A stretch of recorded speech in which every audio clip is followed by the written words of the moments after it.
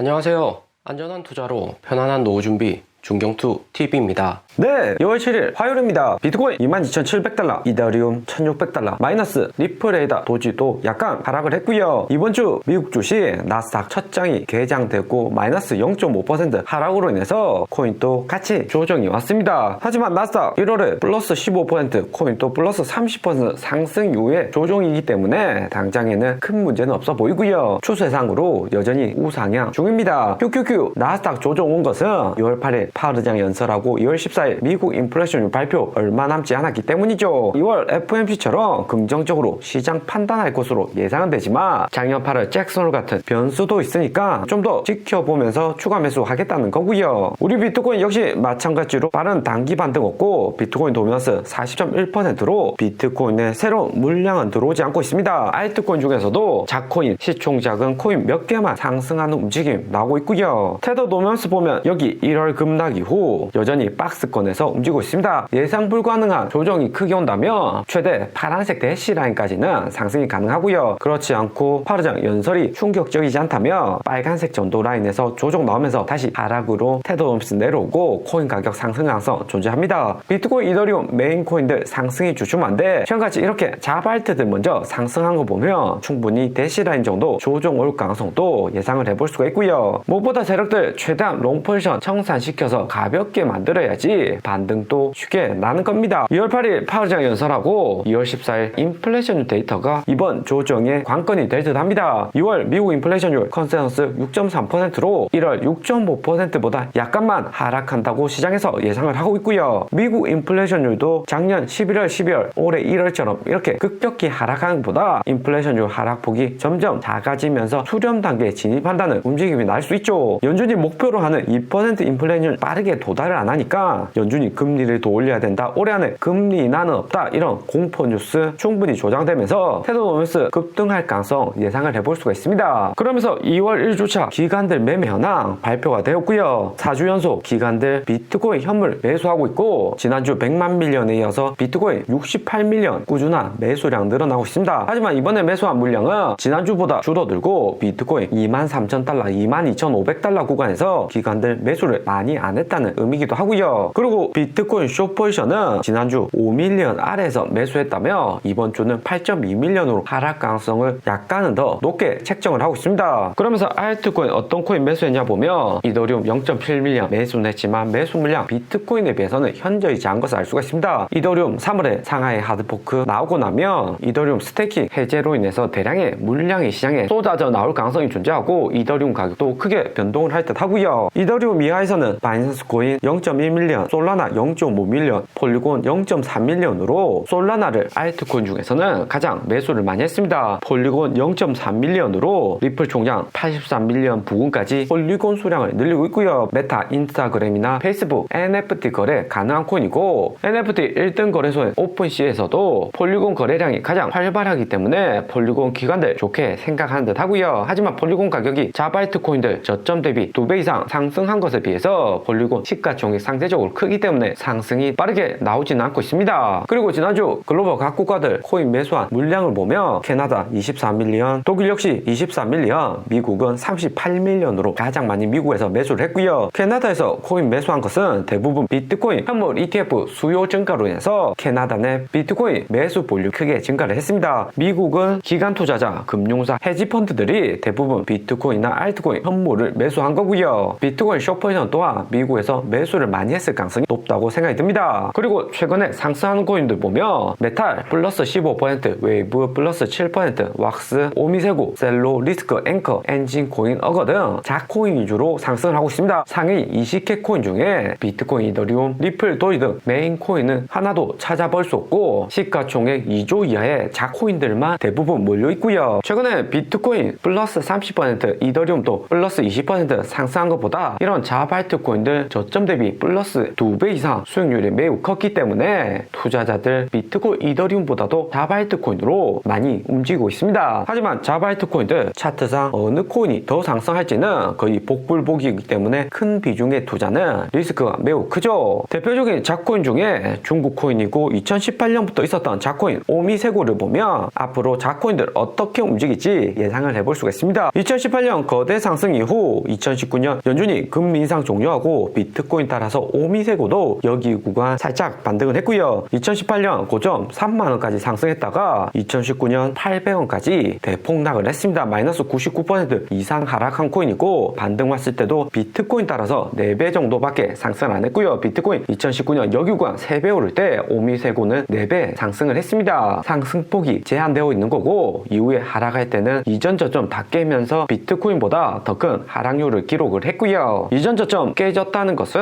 여기 반등 올 때 고점에서 매수한 투자자들이 많았다는 거고요. 때문에 우리가 자바알트 거래는 할 수 있지만 상승으로 수익이 나면 빠르게 손절하겠다는 생각을 가지고 투자를 하셔야 됩니다. 너무 큰 수익을 목표로 하면 손실 또한 커질 수가 있는 거죠. 그리고 오미세고 장기적으로 생각해보면 최소 이런 저점 나왔을 때 1년 정도는 홀딩 하겠다는 생각 가지고 있어야 됩니다. 2014년 비트코인 반감기 정도나 이후 하락에 다시 반등을 생각해 볼 수가 있고요. 좀 더 자세히 2019년 오미세고 움직임 보면 800원까지 저점 찍고 내려갔다가 주봉상의 200일선에 뚫고 상승 이후 다시 200일선 지지받는 움직임 나왔습니다. 2019년 3월부터 상승 시작해서 7월 폭락 올 때까지 4개월 정도 상승장 만들어졌었고요. 당연히 이때도 오미세고는 비트코인 상승에 따른 등락이었던 거고 최근 오미세고 구간이 여기 초입 급등하는 단계다 볼 수 있습니다. 다시 이런 200일선 부근이나 200일선 아래로 내려가면 3개월 정도는 이런 무빙 나올 수 있기 때문에 하락 올 때 저점에서 매수 타이밍 잡아볼 수 있을 듯 합니다. 자코인 중에서는 신생코인 말고 2019년 이전부터 있었던 코인들은